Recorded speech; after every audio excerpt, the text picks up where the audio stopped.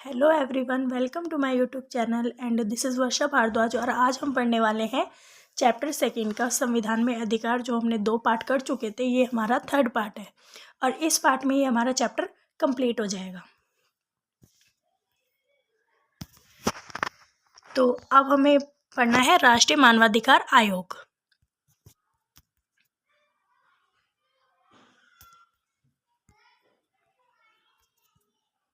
राष्ट्रीय मानवाधिकार आयोग किसी भी संविधान द्वारा प्रदान किए गए अधिकारों की असली पहचान तब होती है जब उन्हें लागू किया जाता है। समाज के गरीब, अशिक्षित और कमज़ोर तबके लोगों को अपने अधिकारों को प्रयोग करने की स्वतंत्रता होनी चाहिए।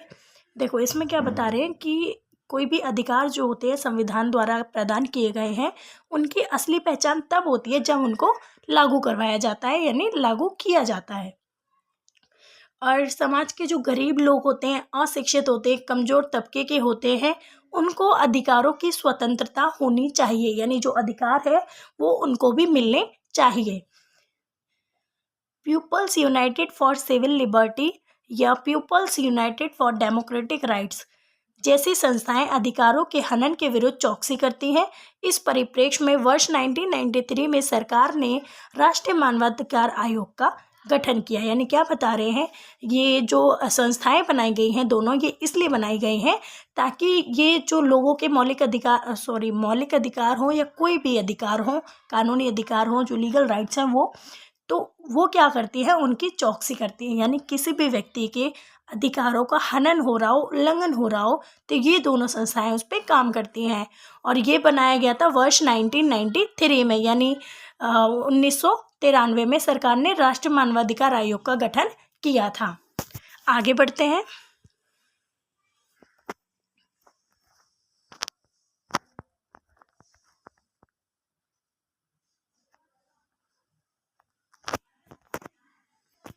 आगे राष्ट्रीय मानवाधिकार आयोग में सर्वोच्च न्यायालय के पूर्व मुख्य न्यायाधीश, उच्च न्यायालय के पूर्व मुख्य न्यायाधीश, मानवाधिकारों के संबंध में ज्ञान और व्यवहार अनुभव रखने वाले 2 सदस्य होते हैं। यानी एक उच्च न्यायालय के पूर्व मुख्य न्यायाधीश, एक सर्वोच्च न्यायालय के, और मानवाधिकारों के संबंध में ज्ञान हो, व्यवहारिक अनुभव हो, ऐसे 2 व्यक्ति होने चाहिए। इन सदस्यों के द्वारा जो है इसका गठन किया जाता है, इसको बनाया जाता है। इन लोगों को इसमें शामिल किया जाता है जब भी राष्ट्रीय मानवाधिकार आयोग को बनाया जाता है। मानवाधिकारों के उल्लंघन की शिकायतें मिलने पर राष्ट्रीय मानवाधिकार आयोग स्वयं अपनी पहल या किसी पीड़ित व्यक्ति की याचिका पर जांच कर सकता है। यानी क्या बता रहे हैं कि जो राष्ट्रीय मानवाधिकार आयोग है, ये क्या करता है, जो पीड़ित व्यक्ति होते हैं उनकी शिकायतें या फिर उनकी याचिका खुद दायर कर सकता है, खुद उस पर काम करता है। वो शिकायतें क्या हो सकती हैं, चाहे जेलों में बंदियों की स्थिति हो या फिर बंदियों की स्थिति का अध्ययन करने जा सकता है। मानवाधिकार के क्षेत्र में शोध कर सकता है, शोध को प्रोत्साहित कर सकता है। ये सारे काम जो है वो किसका है, मानव अधिकार के अंतर्गत ही आते हैं। आयोग को जो प्रतिवर्ष हजारों शिकायतें मिलती हैं, उन पर भी ये काम करता है। जो हजारों शिकायतें हैं वो क्या होती हैं कि इनमें से अधिकतर जो होते हैं हिरासत में मृत्यु, हिरासत के दौरान बलात्कार, लोगों के गायब होने, पुलिस की ज़्यादतियों, कार्यवाही ना किए जाने, महिलाओं के प्रति दुर्व्यवहार, यानी ये जितनी भी समस्याएं होती हैं, इन सबको सॉल्व करने के लिए, हल करने के लिए पूरे विश्व में राष्ट्रीय मानवाधिकार आयोग को बनाया गया। इसका गठन 1993 में किया गया था। आई होप आपको समझ आया होगा। अब चलते हैं आगे की तरफ।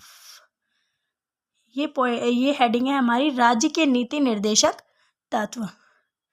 संविधान निर्माताओं को पता था कि स्वतंत्र भारत को अनेक चुनौतियों का सामना करना पड़ेगा। इसमें नागरिकों में समानता लाना, सबका कल्याण करना सबसे बड़ी चुनौती थी। लोगों ने यह भी सोचा कि समस्याओं को हल करने के लिए कुछ नीतिगत निर्देश ज़रूरी है, लेकिन इसके साथ ही वे इन नीतियों को भावी सरकार के लिए बाध्यकारी नहीं बनाना चाहते थे। यानी क्या बता रहे हैं कि जब संविधान निर्माता ये जानते थे, जो संविधान निर्माता थे, जो संविधान को बना रहे थे लोग, वो इस बात को अच्छे से जानते थे कि जो स्वतंत्र भारत है उसको कई चुनौतियों का सामना करना पड़ेगा, जिसमें से दो प्रमुख थी, नागरिकों में समानता लाना और सबके कल्याण के लिए सबका कल्याण करना बड़ी चुनौती थी। यानी नागरिकों में समानता लाना कि सभी लोगों को एक समान देखा जाए, जाति के आधार पर, नस्ल के आधार पर, रंग भेद के आधार पर, या फिर अमीर गरीब में, या फिर जेंडर, यानी किसी भी तरह का कोई भेदभाव नहीं किया जाना चाहिए, चाहे वो SC हो, ST हो या फिर वो OBC हो। और जो सबका कल्याण के लिए काम करना पड़ेगा, सबसे बड़ी चुनौती सेकंड ये भी थी कि जो समाज है वो सबके कल्याण के लिए काम करेगी। उसके बाद क्या बता रहे हैं कि ऐसा भी कहा गया था कि जो ये नीतियां हैं ये भावी सरकार को बाध्यकारी नहीं बनाना चाहती, यानी सरकार पे प्रेशर नहीं डालना चाहती। उसके बाद संविधान में कुछ निर्देशक तत्वों का समावेश तो किया गया, लेकिन उन्हें न्यायालय में चुनौती नहीं दी गई, कराने की व्यवस्था नहीं की गई। इसका अर्थ यह हुआ कि यदि सरकार किसी निर्देश को लागू नहीं करती तो हम न्यायालय में जाकर यह मांग नहीं कर सकते कि न्यायालय सरकार को आदेश दे। इसलिए कहा जाता है नीति निर्देशक तत्व वाद योग्य नहीं है। इसमें क्या बता रहे हैं कि अगर सरकार किसी भी निर्देश को लागू नहीं करती है तो हम न्यायालय में जाकर मांग नहीं कर सकते कि न्यायालय सरकार को आदेश दे। ऐसा नहीं हो सकता। क्यों? क्योंकि इसको संविधान में नहीं बताया गया, इसको संविधान में चुनौती नहीं दी गई है। संविधान निर्माताओं को मानना था कि इन निर्देशक तत्वों के पीछे जो नैतिक शक्ति है वो सरकार को बाध्य करेगी कि सरकार नीति निर्देशक तत्वों को गंभीरता से ले। इसके अलावा वे ऐसा भी समझते थे कि जनता उन्हें लागू कराने की जिम्मेदारी भावी सरकार पर डालेगी।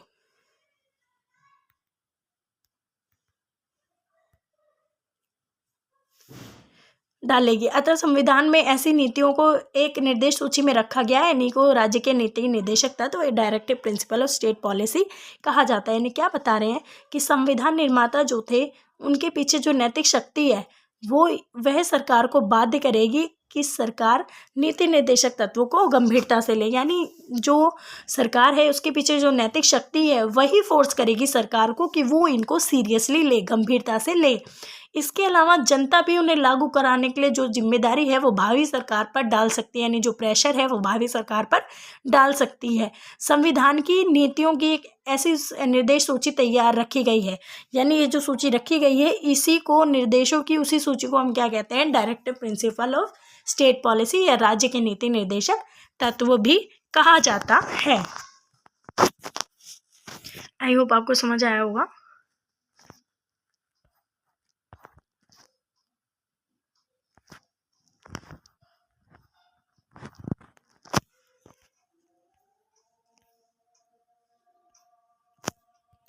नीति निर्देशक तत्व और मौलिक अधिकार।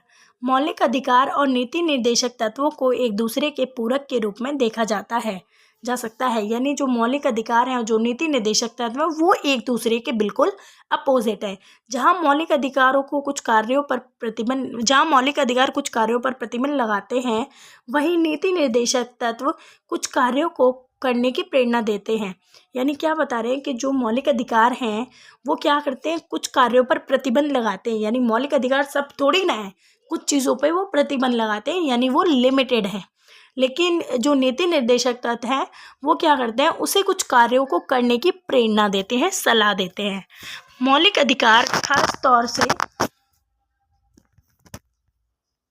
व्यक्ति के अधिकारों को संरक्षित करते हैं, पर नीति निर्देशक तत्व पूरे समाज के हित की बात करते हैं।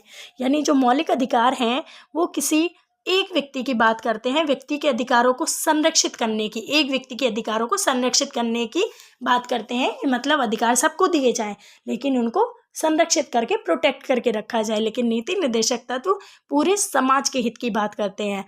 लेकिन कभी कभी नीति निर्देशक तत्वों को लागू कराने का प्रयास करती है, जब सरकार नीति निर्देशक तत्वों को लागू कराने का प्रयास करती है तो वे मौलिक अधिकारों से टकरा सकते हैं। यानी क्या बता रहे हैं कि जो कभी कभी जब सरकार नीति निर्देशक तत्वों को लागू करती है तो वो नागरिकों के मौलिक अधिकार से कभी कभी टकरा सकते हैं।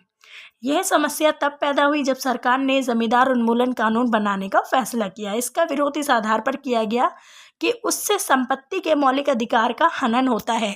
यानी क्या बता रहे हैं कि जो जमींदार उन्मूलन कानून है, इसका विरोध इसलिए किया गया क्योंकि इससे जो संपत्ति का अधिकार है, संपत्ति के अधिकार जो है, ये मौलिक अधिकार था, इसका हनन हो रहा था, उल्लंघन हो रहा था इसलिए।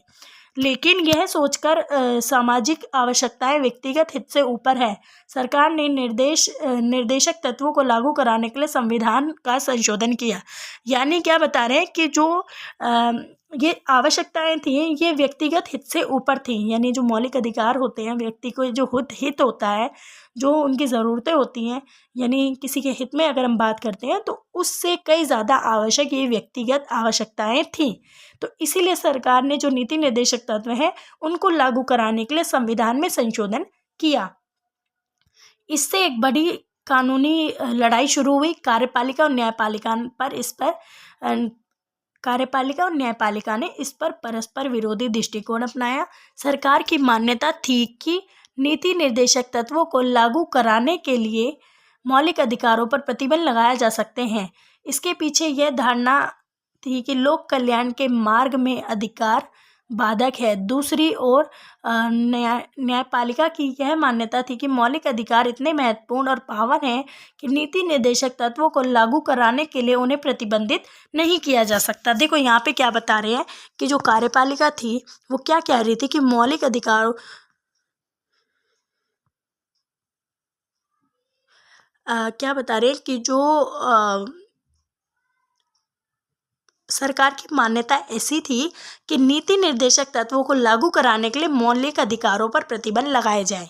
लेकिन इसके पीछे क्या धारणा थी कि जो लोक कल्याण का जो मार्ग है, वो उसके अधिकारों को बाधा पहुंच रही है, उसके अधिकार इससे बाध्य हो रहे हैं। दूसरी ओर जो न्यायपालिका थी, उसकी मान्यता क्या थी कि जो मौलिक अधिकार हैं वो इतने महत्वपूर्ण हैं, इतने पावन हैं कि नीति निर्देशक तत्वों को लागू कराने के लिए उन्हें प्रतिबंधित नहीं किया जा सकता। यानी कार्यपालिका मौलिक अधिकारों की बात कर रही थी और सरकार नीति निर्देशक तत्वों की। इसके बाद आगे बढ़ते हैं हम। ये हमारे यहाँ तक समाप्त हो गया है, इससे आगे बढ़ते हैं नेक्स्ट, एंड ये हमारा लास्ट टॉपिक है। इसमें क्या है, इनमें से एक और भी जटिल वाद विवाद को जन्म दिया। यानी इनने क्या करा, एक और वाद विवाद को जन्म दिया। वह संविधान के संशोधन से संबंधित है। सरकार का मत यह था कि संविधान के किसी भी अंश या प्रावधान में संशोधन कर सकती है। यानी जो संसद है वह संविधान के किसी भी अंश में या किसी भी भाग में किसी भी अंश में या प्रावधान में संशोधन, अमेंडमेंट कर सकती है। न्यायपालिका का कहना था कि संसद कोई भी संशोधन नहीं कर सकती जो मौलिक अधिकारों के उल्लंघन करता हो। यानी न्यायालय ने क्या बोला कि संविधान में संशोधन संसद कर सकती है, लेकिन वो ऐसा कोई संशोधन नहीं कर सकती जिससे मौलिक अधिकारों का उल्लंघन हो। यह वाद विवाद सर्वोच्च न्यायालय द्वारा केशव नंद भारती मुकदमे में लिए गए एक महत्वपूर्ण निर्णय से समाप्त हुआ। यानी केशव नंद भारती का जो मुकदमा था वो आपने पढ़ा होगा, उसमें जो महत्वपूर्ण डिसीजन लिया गया था उससे ही ये वाद विवाद जो था वो समाप्त हुआ। इसमें निर्णय देते हुए न्यायालय ने कहा कि संविधान की कुछ मूल ढांचागत विशेषताएं और उनमें विशेषताएं हैं और संसद उनमें कोई परिवर्तन नहीं कर सकती। यानी इसमें जो निर्णय लिया गया उसमें क्या कहा गया कि संविधान की कुछ मूल ढांचागत विशेषताएं हैं, कुछ इम्पोर्टेंस है, जिनमें संसद कोई परिवर्तन, कोई चेंज नहीं कर सकती। इसको हम आगे पढ़ेंगे। जो हमारा नेक्स्ट चैप्टर है संविधान एक जीवंत दस्तावेज, उसमें हम डिटेल में पढ़ेंगे। यहाँ हो गया हमारा ये चैप्टर समाप्त। टोटल इसके 3 पार्ट्स हैं और अगर आपने फर्स्ट और सेकंड पार्ट नहीं देखा तो उसका जो लिंक है आपको डिस्क्रिप्शन में मिल जाएगा। वीडियो अच्छा लगे तो लाइक करें, शेयर करें और कमेंट करें। Thanks for watching. मिलते हैं नेक्स्ट वीडियो में।